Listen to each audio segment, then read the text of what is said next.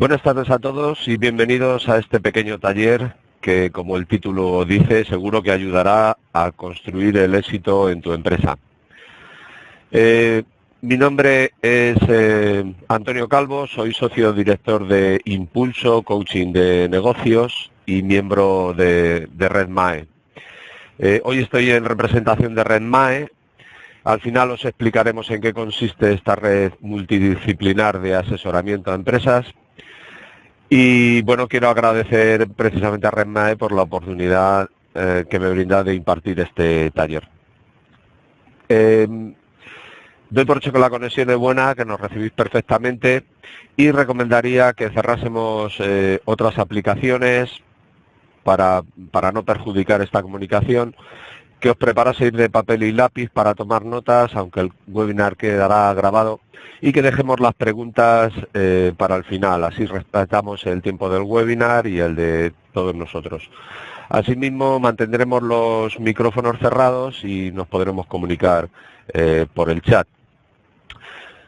Como no utilizamos cámara, pues he introducido esta diapositiva para que me conozcáis.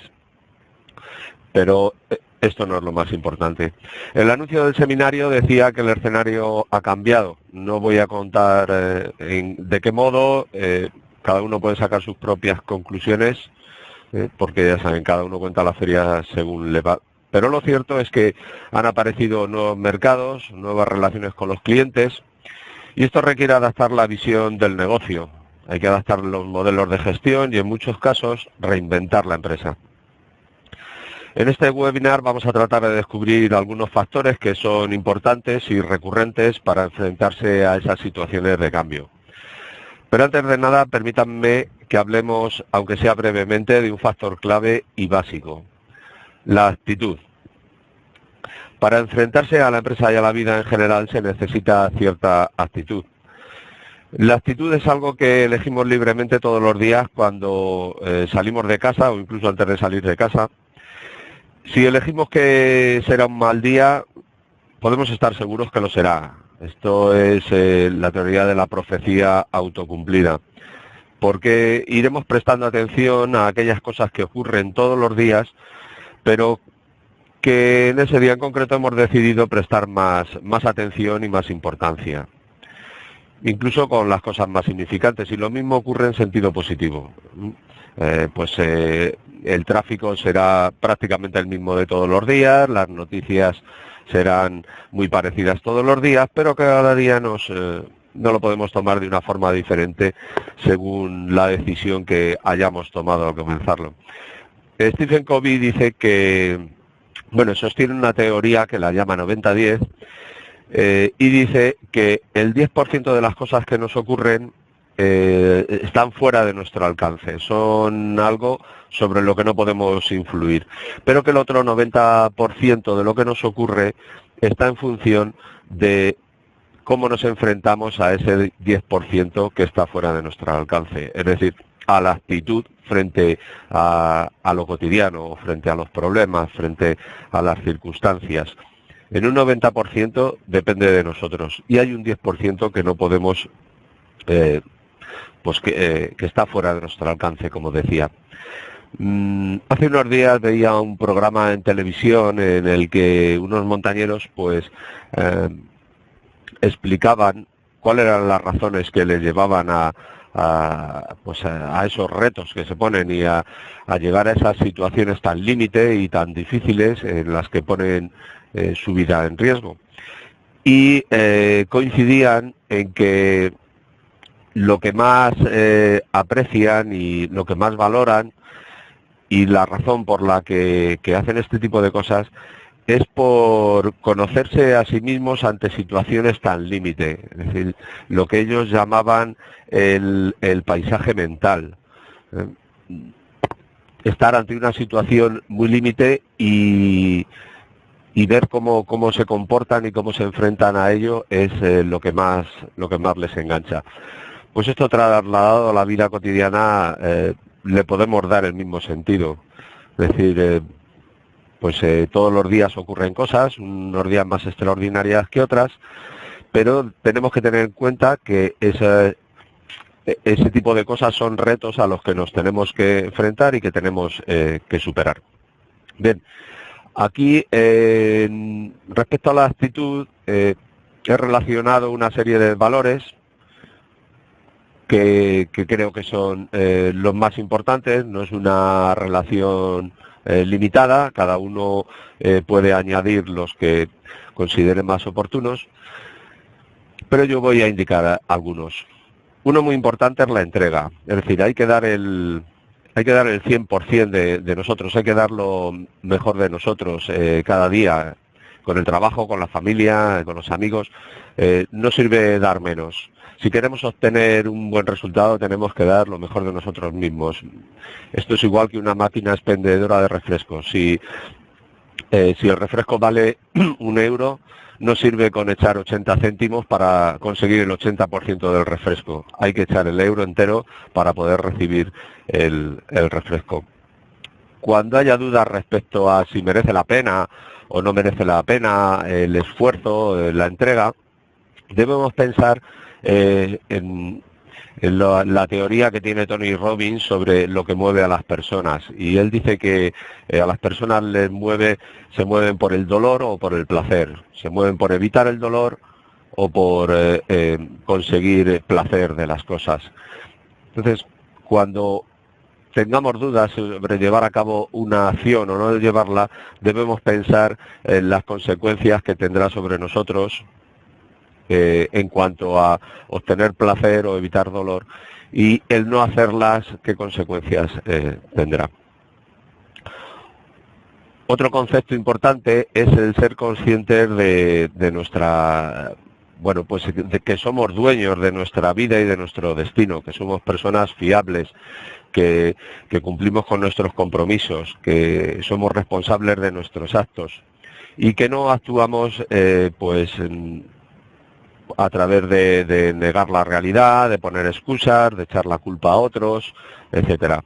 Si no nos hacemos dueños de nuestra propia vida y somos conscientes de que las cosas que nos ocurren son por las acciones que hemos llevado a cabo y nos amparamos en las excusas y en echar las culpas a otros, como decía, pues esto se hará dueño de nuestras vidas. Nos moveremos siempre con las excusas, pero no llegaremos a alcanzar grandes resultados.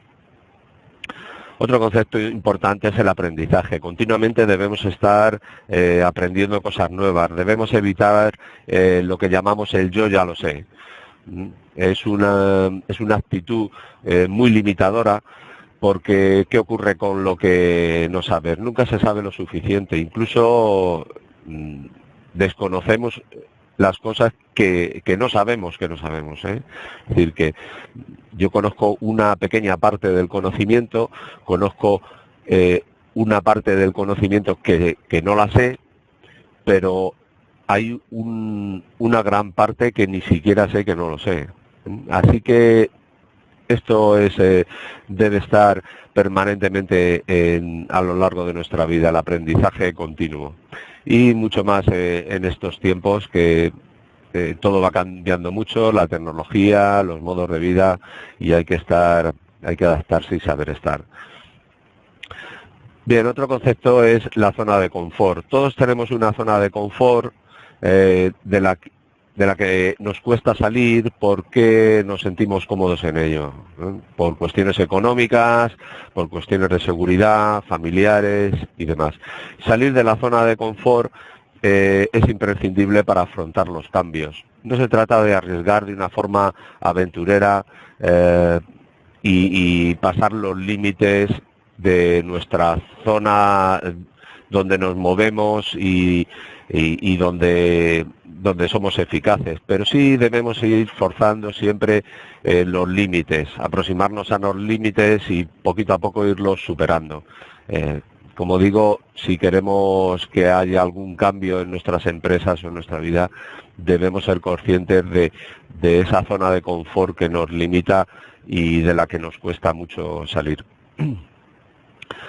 Bien, si veis, lo anterior está muy relacionado con las creencias. Una creencia es aquello que cada uno de nosotros sostenemos como una verdad, pero que en realidad puede que no lo sea, porque para otras personas pues esa verdad no es absoluta como lo pensamos que es para nosotros. El primer paso para superar creencias limitadoras es conocerlas, igual que con la zona de confort.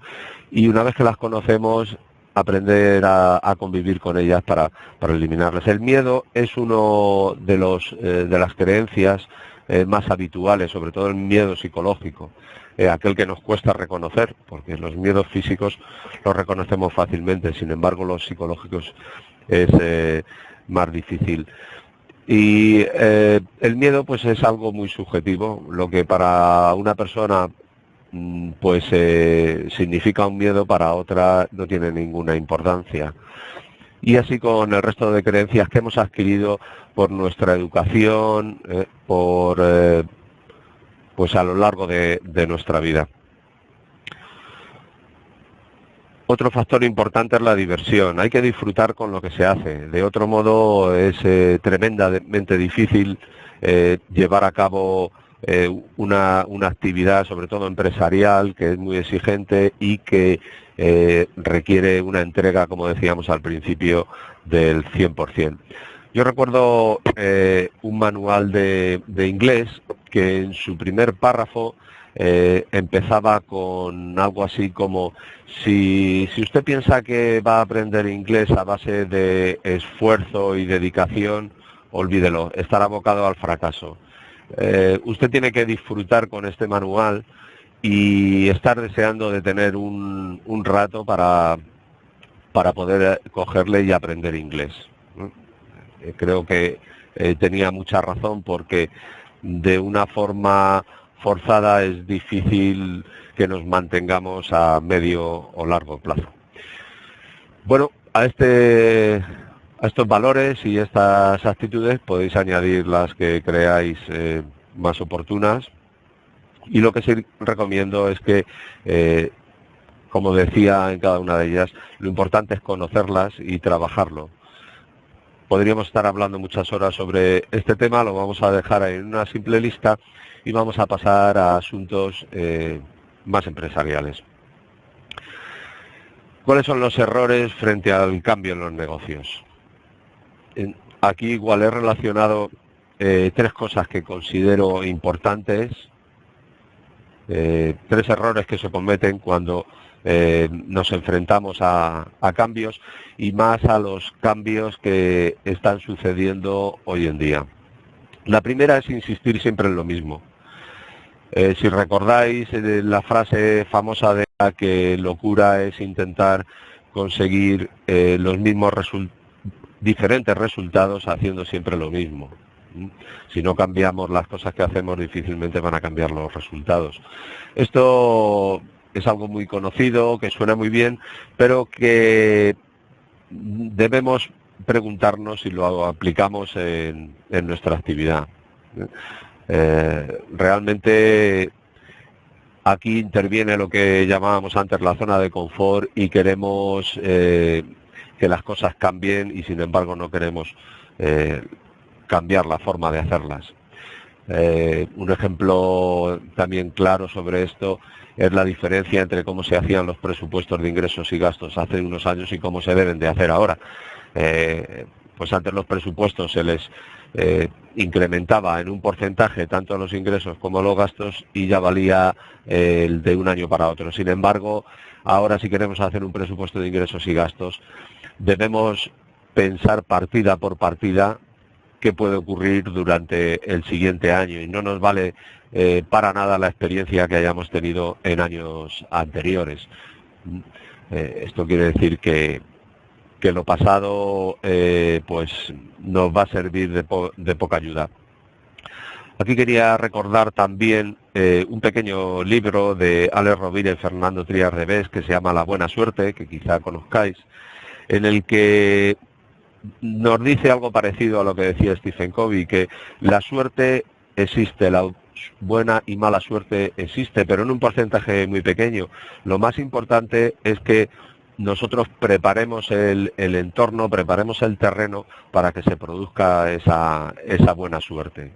Entonces tenemos que fijarnos en cómo estamos haciendo las cosas hacerlas de forma diferente para conseguir que adaptarnos al cambio o provocar un cambio en nuestra empresa. A veces cuando propones esto, pues hacer cosas diferentes lleva implícito un riesgo, porque son cosas que no hemos hecho normalmente, pero el éxito en el mundo de los negocios no está asegurado. El riesgo va directamente relacionado con el concepto de empresa, y el que no quiera asumir estos riesgos y trabajar en incertidumbre difícilmente tendrá un perfil de empresario. Todos los empresarios trabajan en estas circunstancias y todos han fracasado en alguna ocasión y no ha importado para seguir adelante. Por tanto, la primera premisa es no insistir en lo mismo de siempre. La segunda es un error que se suele cometer cuando hay que realizar ajustes o recortes, como está de moda llamarlo. Cuando hay que hacer ajustes económicos, casi siempre se empieza por reducir en servicios, y habitualmente en servicios relacionados con el marketing. Pues empezamos a prescindir de publicidad y de otros gastos relacionados con esto. Cuando en realidad ahora mismo es bastante más difícil conseguir clientes que hace unos años. Y al ser más difícil conseguir clientes, deberíamos dedicar un esfuerzo mayor a conseguirlo. Tenemos que ser conscientes que cada euro que invirtamos en marketing es un euro que estamos invirtiendo en comprar clientes. Y así lo tenemos que entender. A esto le podemos llamar el gasto de adquisición de clientes, que no es nada difícil de calcular, porque si cogemos el presupuesto anual o la cuenta de explotación del año anterior y tenemos la cifra que hemos invertido en todos estos aspectos de marketing, y sabemos el número de clientes nuevos que hemos conseguido en ese ejercicio o que pensamos conseguir si estamos haciendo el presupuesto, con una simple división nos dará el importe que nos cuesta conseguir cada nuevo cliente. Este importe lo podemos calcular, lo podemos comparar con el valor en el tiempo que tiene ese cliente, es decir, con la media que se gasta cada uno de nuestros clientes en nuestro negocio, o la media de venta que tiene cada uno de nuestros clientes. Comparando estas dos magnitudes, pues podremos valorar si merece la pena invertir en marketing o reducir esos costes de marketing. El considerar el marketing como un gasto o como una inversión requiere utilizar un concepto que llamamos probar y medir. Es decir, que todas las acciones de marketing deben estar planificadas de forma que les demos la oportunidad de que den resultados, y debemos ser capaces de medir esos resultados para tomar decisiones de si continuar adelante con ellas o no continuar.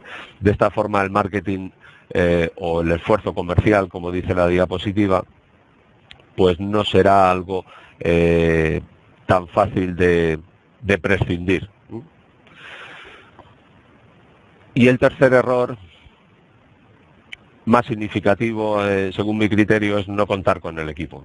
Debemos ser conscientes que no lo podemos hacer todo solo, que debemos contar con otras personas y debemos buscar el compromiso de esas personas. Todos nuestros colaboradores hacen un trabajo que seguramente conocerán mucho mejor que nosotros, porque lo están realizando todos los días. Si les hacemos participar en nuestros planes y buscamos su compromiso, ese trabajo se realizará mucho mejor. La forma de obtener el compromiso de las personas pasa por darles opciones, es decir, no dirigir de una manera cerrada, indicando lo que tienen que hacer exactamente, sino pidiéndoles que ideen la manera de conseguir los resultados que nosotros les pedimos, es decir, dándoles opciones. Esto implica pues que hay que apoyar las decisiones que tomen, y bueno, pues a veces se equivocarán y tendremos que apoyarles aunque se hayan equivocado. De esta forma adquirirán compromiso. Es muy difícil pues que alguien lleve a cabo un trabajo por imposición. Lo hará, pero no lo va a hacer con el compromiso y la entrega que nuestra empresa requiere. Es una de las diferencias entre liderar y dirigir. Como veis, en estos errores ya aparecen actitudes de yo ya lo sé, creencias limitadoras, de zona de confort, todo esto que hemos visto al principio y que parecía un poco teórico. Bien, a estos errores, como en el apartado anterior, podéis añadir los vuestros propios, habrá muchos más y, en fin, no he añadido porque yo tampoco los sé todos. Para alcanzar una calidad de vida de nuestra empresa o personal,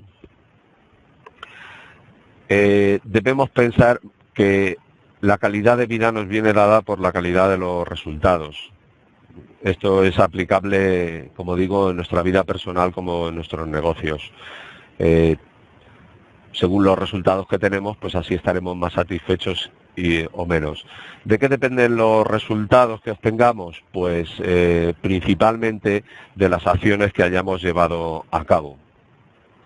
Y las acciones vienen determinadas por las decisiones que previamente hayamos adoptado. Y estas decisiones provienen de las preguntas que nos hayamos planteado. Es decir, que la base de los resultados que obtengamos vendrá condicionada por las preguntas y la calidad de las preguntas que nos hayamos hecho sobre cualquier asunto, sobre si hay que cambiarlo, mejorarlo o prescindir de ello o incorporarlo como nuevo. Según las preguntas que hagamos, como digo, pues tomaremos una serie de decisiones que se convierten en acciones y esto provocan unos resultados. Incluso cuando los acontecimientos son inesperados, no hace falta que esté relacionado con la planificación, pues ante estos acontecimientos inesperados nos plantearemos una serie de preguntas que provocará todo lo demás. Lo importante es lo que hacemos con lo que nos ocurre, ¿no? Recordar la regla 90-10. Bien, esta secuencia es más larga y de la calidad de nuestras preguntas depende pues de la educación que hayamos tenido, de nuestras experiencias, por supuesto de nuestras creencias y demás, pero no vamos a entrar ahí. Lo que quiero hacer hincapié es en que según la calidad de nuestras preguntas se pondrá en marcha un proceso que nos llevará a unos resultados. Hoy en día se habla mucho de la cultura del dinero, del fracaso. No vamos a entrar en todo esto porque corresponden más a la parte de abajo, a estas tres últimas líneas que corresponden la base de nuestra educación y nuestra experiencia. Bien, si estamos de acuerdo en que nos tenemos que hacer preguntas, vamos a ver qué nos debemos preguntar. ¿Sobre qué deben versar las preguntas? Debemos empezar por el final, es decir, debemos empezar por preguntarnos qué queremos tener. Seguidamente tenemos que preguntarnos qué tenemos que hacer para tener aquello que nos hemos propuesto. Y por último, tenemos que preguntarnos cómo tenemos que ser, de qué forma debemos pensar para poder hacer cosas y para poder tener. Esto lo planteamos con una fórmula matemática, como veis, que es ser por hacer igual a tener. Se plantea así porque si simplemente somos de una forma de ser, pero no llevamos a cabo ninguna acción, difícilmente tendremos nada. Porque si la parte de hacer fuera cero, por mucho que fuésemos, pues el producto de la multiplicación pues sería sería cero. Y al revés también, es decir, que si hacemos cosas pero no tenemos la forma de ser o los conocimientos necesarios, haríamos cosas sin ningún propósito y el resultado sería también muy pequeño. Si se prefiere, se puede utilizar otra lectura para verlo un poco más claro, y en la parte de tener serían los resultados, la de hacer las acciones y en la de ser los pensamientos. O bien, pues lo primero sería plantearnos nuestras metas y objetivos. El segundo, preguntarnos por las acciones que tenemos que llevar a cabo para conseguirlas. Y en tercer lugar, pues hacernos preguntas sobre cuál es nuestra realidad para compararlo con las acciones que nos van a llevar a conseguir nuestras metas. Aquí quería recordar un estudio, un experimento que se hizo en los años 50, a final de los años 50, en la Universidad de Stanford, en la que cogieron a un grupo de alumnos de último grado y les preguntaron sobre sus planes o sus objetivos cuando saliesen de la universidad y, en definitiva, sus planes de vida profesional. Aquí la respuesta fue, en un 70%, no tenían muy claro cuáles iban a ser sus planes, o sea, cómo iba a ser su vida en un futuro, y por supuesto no lo tenían escrito. Había un 27% que sí que habían pensado en metas y en objetivos, pero no las tenían por escrito. Y tan solo un 3% tenían sus metas bien claras y las tenían por escrito. 25 años después volvieron a contactar con este grupo de estudiantes y llegaron a la conclusión que el 3% de los estudiantes que tenían sus metas, las tenían claras y las tenían por escrito, concentraban el 98% de la riqueza de todo el grupo. Esto nos da idea de lo importante que es pues tener claros nuestros objetivos y estar enfocado en ellos, porque todas las acciones que cotidianamente hagamos irán encaminadas a ese enfoque, a esas metas y a esos resultados. Mientras que si no lo tenemos claro, pues probablemente estemos haciendo cosas sin un objetivo claro y nos dispersaremos, ¿vale? La importancia de tenerlo escrito, pues consiste en que si no es de esa manera, día a día estos objetivos irán cambiando, no nos enfocaremos en ellos y probablemente estaremos también dispersos porque cambian más rápidamente de lo que creemos. Muy bien, pues hemos decidido que debemos hacernos preguntas sobre lo que nos debemos preguntar, y lo que sigue es en qué orden haríamos las preguntas. La secuencia para completar este trabajo es la siguiente. Primero, definir objetivos y metas, es decir, el tener, como hemos comentado antes. Y aquí hay que tener en cuenta lo importante, es decir, la visión, la misión y los valores de la empresa. La visión es aquello que queremos conseguir con nuestra empresa, la misión es el cómo, y los valores es todo aquello a lo que no estamos dispuestos a renunciar, y que configurarán pues el perfil de nuestra empresa y por lo que nos reconocerán los demás. Aquí, cuando definamos objetivos, debemos pasar también lo que llamamos el filtro SMART. Es un acrónimo, es de la palabra inglesa SMART, inteligente, astuto y demás, en la que la S es específico, es decir, que cualquier objetivo debe estar claramente especificado, debe ser medible, o sea que le debemos poner números para poderle hacer un seguimiento y saber cuándo lo hemos conseguido. Debe ser alcanzable, que no sea un objetivo pues que sea difícil de alcanzar y que nos lleve a frustrarnos y a no conseguir ningún resultado. La R es de orientado a resultados. Esto también es importante porque a veces nos proponemos objetivos y no tenemos muy claro para qué nos va a servir conseguirlo. Y a veces la gente consigue resultados y cuando lo ha conseguido o consigue un objetivo y cuando lo ha conseguido pues encuentra un vacío y piensa que no sabe muy bien por qué razón ha llegado ahí. Por tanto, el objetivo que nos pongamos debe contribuir al resultado. Y la última letra, la T, se refiere al tiempo, es decir, debemos establecer plazos para conseguirlo. También es importante fraccionar los objetivos y hacer todos los días un poco para avanzar en los objetivos a largo plazo. Si no los fraccionamos, nos pueden abrumar y nos pueden frustrar porque no vemos los avances. Bien, el segundo paso es comparar con la realidad, lo que habíamos hablado antes del ser. Aquí podemos utilizar un sistema sencillo y muy conocido, que es el DAFO. También es otro acrónimo y significa que debemos analizar las debilidades, amenazas, fortalezas y oportunidades en nuestro negocio.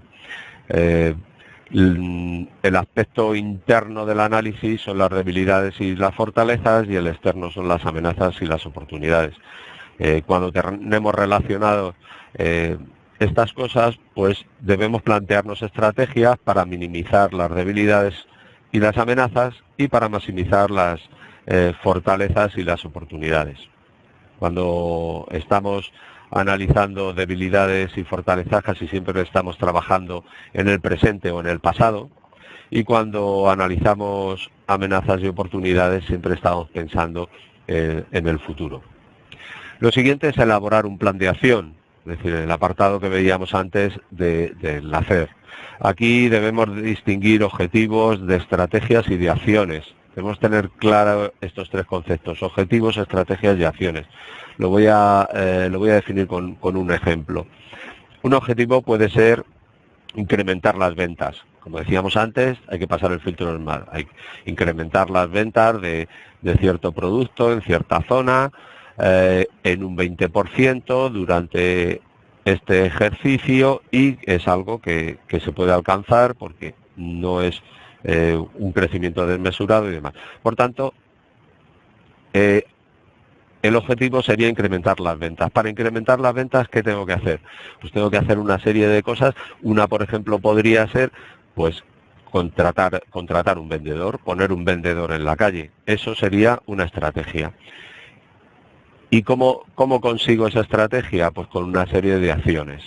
Es decir, pues tendría que poner un anuncio para captar candidatos, hacer un proceso de selección, entrenar al vendedor. Todo eso serían las acciones. Objetivos, estrategia y acciones. Objetivo, vender más. Estrategia, tener un vendedor. Acciones, seleccionarlo, entrenarlo, todo esto. Un plan de acción debe contener las acciones detalladas. Se deben establecer prioridades y la secuencia de estas, asignar responsables, presupuestos, fecha de inicio, de fin, tener los indicadores que nos permitan su seguimiento. Todo esto para que sea un plan de acción completo. El siguiente paso sería comunicar el plan. Aquí entra en juego el equipo. Hay que asegurarse de que lo comunicamos adecuadamente, de que la parte contraria lo entiende. La manera más eficaz de asegurarnos que la otra parte lo ha entendido es pidiéndole que repita lo que nosotros mismos hemos dicho. Porque la verdadera comunicación es la respuesta que obtienes. Entonces, hay que asegurarse de que nuestro equipo entiende lo que les queremos decir.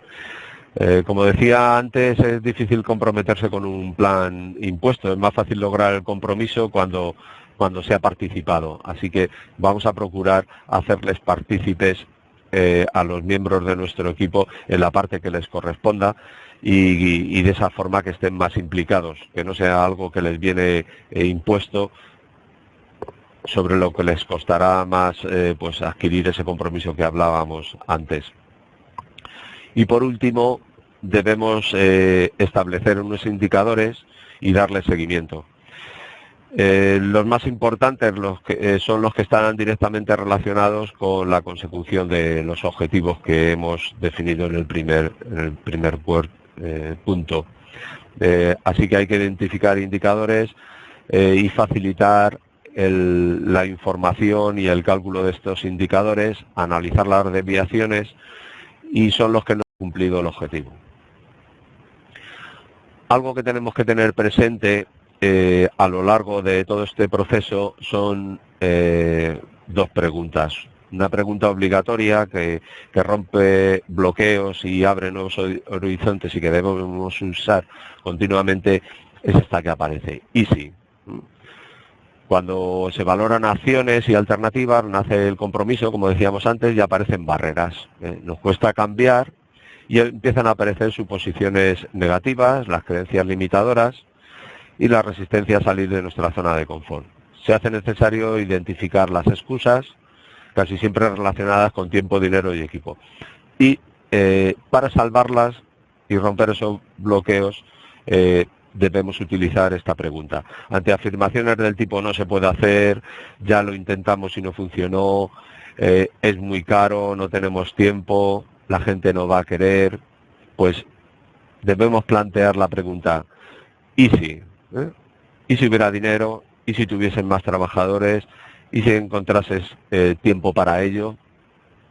De esta manera podremos seguir adelante con nuestro plan, salvando esa objeción o esa creencia, y quizá cuando lleguemos al final del plan, pues veremos que los resultados puede que merezcan la pena saltarse las barreras que nos habíamos puesto desde el principio. Por tanto, esta es una pregunta que sirve para maximizar alternativas, minimizar obstáculos, seguir adelante evitando bloqueos y provocando la creatividad. Lo que viene después del Easy es el entonces. La pregunta obligada es entonces ¿qué haría? Entonces, ¿cuál sería el problema? ¿Cuál sería el resultado? Bien, ¿dónde debemos poner el foco de la planificación? Hemos hablado que nos tenemos que hacer preguntas sobre en qué orden nos tenemos que hacer las preguntas, sobre qué temas nos las tenemos que hacer, pero ahora debemos pensar el enfoque que le debemos dar pensando en la empresa. El primer enfoque y el más importante es prestar atención a las soluciones del producto y servicio, a nuestra propuesta de valor. No pensar en el producto o servicio por sí mismo, sino en lo que soluciona a nuestros clientes. Lo importante son las soluciones. Es fácil caer en el error de querer a un hijo aunque sea feo. Pues con los productos o servicios ocurre lo mismo. Los hemos diseñado con todo el cariño y pensamos que son los mejores del mundo, pero no es a nosotros a quien nos tiene que gustar, es a nuestros clientes. Aquí hay una historia o una anécdota que se refiere a los años de la fiebre del oro, a la época de la fiebre del oro en Estados Unidos, cuando la gente se desplazaba al oeste en busca del oro, y cuenta pues que la mayoría de la gente que fue a buscar oro pues no tuvo grandes resultados y no ganaron mucho dinero. Realmente los que ganaron dinero son todos los que vendían productos o prestaban servicios alrededor de aquellos. Es decir, los que vendían sartenes o los que vendían, ponían los salones o los bares para que la gente acudiese allí. Esos son los que verdaderamente ganaron dinero, no los que buscaban el oro. Por tanto, debemos tener en cuenta siempre la frase de deja de buscar oro y ponte a vender sartenes.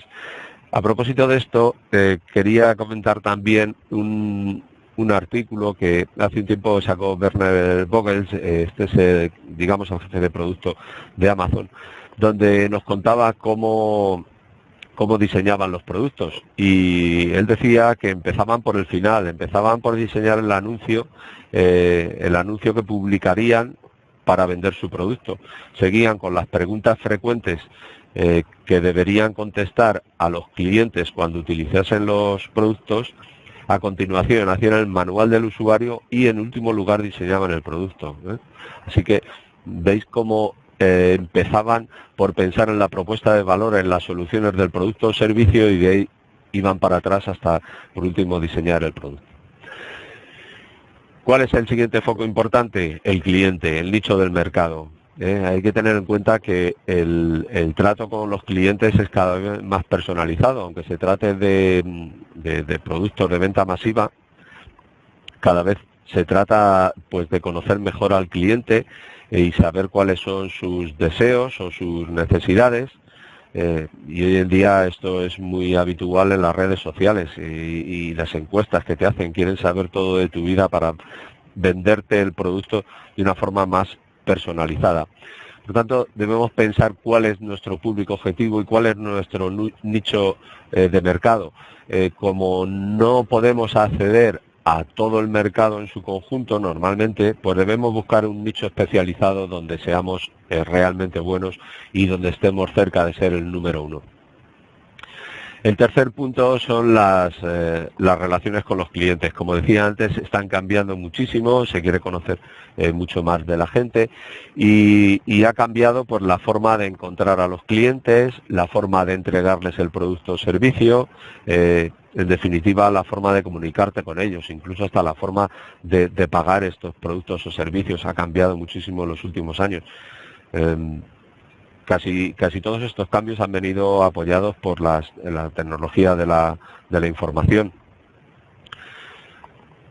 Por tanto, debemos poner el foco en cómo nos vamos a relacionar con nuestros clientes y cuidar todas las acciones y procedimientos que estén relacionados con la relación con nuestros clientes. El cuarto foco de nuestra planificación deben ser las actividades y recursos clave que necesitamos para llevar a cabo todo lo anterior. Es decir, pues necesitaremos hacer ciertas cosas y necesitaremos ciertos recursos económicos, humanos, materiales, financieros, de conocimiento, muy importante. Necesitaremos conocer ciertas cosas para poder hacer todo lo anterior. Bien, pues tenemos que hacer una relación y tener claro cuáles son los recursos y las actividades claves que necesitamos. Necesitamos un equipo, ya hemos hablado de ello, y además de un equipo, una serie de colaboradores necesarios, porque habrá cosas que las solucionará nuestro equipo, nuestra plantilla, pero habrá otras que las solucionarán pues proveedores o asesores o organismos públicos o bancos. ¿De acuerdo? Tenemos que poner el foco en todas las personas, empresas, instituciones que necesitamos para llevar a cabo todo lo anterior. Bien, todo esto que hemos relacionado antes, pues tiene unos costes y provoca unos ingresos. Sobre todo es importante identificar el origen de los ingresos, la primera parte. Aquí es donde reside la política de precios, en definitiva, hacernos preguntar de qué voy a cobrar, por qué lo voy a cobrar, cuánto voy a cobrar, si tengo descuentos, etcétera. Es una parte muy importante, conocer cuál es la fuente de nuestros ingresos y de qué forma lo vamos a trabajar. La parte de costes también es importante, pero bueno, viene determinada por las actividades o recursos clave que hayamos elegido, tanto como por el equipo de colaboradores necesarios. Muy bien, y por terminar ya con el webinar, también quiero pues enfocar en 4 aspectos que son importantes para crecer y mejorar, y 4 cosas que debemos recordar a la hora de clasificar nuestros objetivos. Cualquiera de nuestros objetivos debe tener uno de estos enfoques, o quizá de todos a la vez. El primero es la eficiencia. Debemos tener objetivos de eficiencia, y lo que voy a hacer aquí va a ser poner como ejemplo algunos objetivos de eficiencia en lugar de definirlo, que sirvan como ejemplo y nos sirvan para entender lo que estoy diciendo. Como objetivos de eficiencia, pues podemos tener la reducción de costes y la oferta de precios más competitivos en una familia determinada de productos o servicios. La automatización de procesos, el aumento de la productividad, establecer barreras de calidad y servicio añadido. Volvemos a hablar del equipo. Hay que procurar rodearse de los mejores y adquirir, o sea, pues tener al lado a estas personas o a estos colaboradores es un buen objetivo de eficiencia. Otro objetivo de eficiencia puede ser la rentabilidad y viabilidad de productos y servicios, la racionalización de las líneas de productos, pues aumentando o reduciendo el número de referencias, desagregar actividades y centrarnos más en lo que sea lo que hoy se llama el core business, es decir, pues la esencia de nuestro negocio. Mejorar la analítica de costes y del control presupuestario. Bien, estos serían algunos ejemplos de objetivos de eficiencia. Hay otros objetivos que deben ser de innovación, como por ejemplo la modernización de los procedimientos organizativos, la revisión del catálogo, mejoras en el diseño y la fabricación, proyectos de I+D+I, implantación de sistemas como pueden ser de prevención, de calidad, medio ambiente, ingeniería en planta, etcétera. Objetivos de expansión serían pues el acceso a nuevos canales, la apertura de nuevos centros o ampliar los existentes, las alianzas tipo joint venture con otras empresas o marcas, la protección legal de la marca, el refuerzo de la imagen corporativa, la racionalización de la financiación. Como objetivos de diversificación, pues todos aquellos que estén relacionados con la disminución de riesgos. Y aquí podríamos enumerar pues la ampliación de catálogo de productos y servicios para no depender de pocas referencias, nuevos negocios o negocios diferentes, eliminar la dependencia de clientes, por tanto todo aquello relacionado con la disminución del riesgo. Muy bien, pues hasta aquí el webinar en sí. Solo queda por explicar brevemente qué es y en qué consiste RedMae. Aquí tenéis unas definiciones. Casi se entiende mejor por el objetivo de su creación. Lo que pretendimos al crear RedMae fue tener unificados una serie de servicios que son necesarios para los clientes y tenerlos concentrados de forma que se pueda beneficiar de las sinergias de cada uno de esos servicios y que la comunicación entre cada uno de sus proveedores pues sea mucho mejor por conocer a fondo las circunstancias del cliente. De esta forma, si un cliente necesita pues una notaría y trabaja con un asesor fiscal que está directamente relacionado con la notaría, pues no tendrá que explicar dos veces la misma cosa, una en la asesoría y otra en la notaría. Bueno, las empresas y servicios que contiene RedMae, como decía la definición, son servicios profesionales y de esta forma pues tenemos abogados, tenemos asesoría fiscal y laboral, asesoría financiera, auditoría, en fin, toda esta relación que veis ahí de coaching empresarial, consultoría de marketing, correduría de seguros, notaría, propiedad intelectual e industrial, protección de datos. Son todos servicios que en algún momento necesita cualquier empresa, unos de forma habitual y otros de forma extraordinaria. Esto es importante porque a veces necesitamos un servicio como podría ser el de propiedad intelectual e industrial y no conocemos quién pueda ayudarnos en esto y dentro del paraguas de la RedMae pues lo podemos encontrar. Bien, pues nada más. Simplemente agradecer la atención, ponernos a vuestra disposición ahí en los datos de contacto que vienen más abajo. Y a continuación pues pasaremos a atender las preguntas que nos hayáis ido haciendo por el chat o las que nos hagáis de ahora en adelante. Por tanto, pues Muchas gracias y quedamos a vuestra disposición.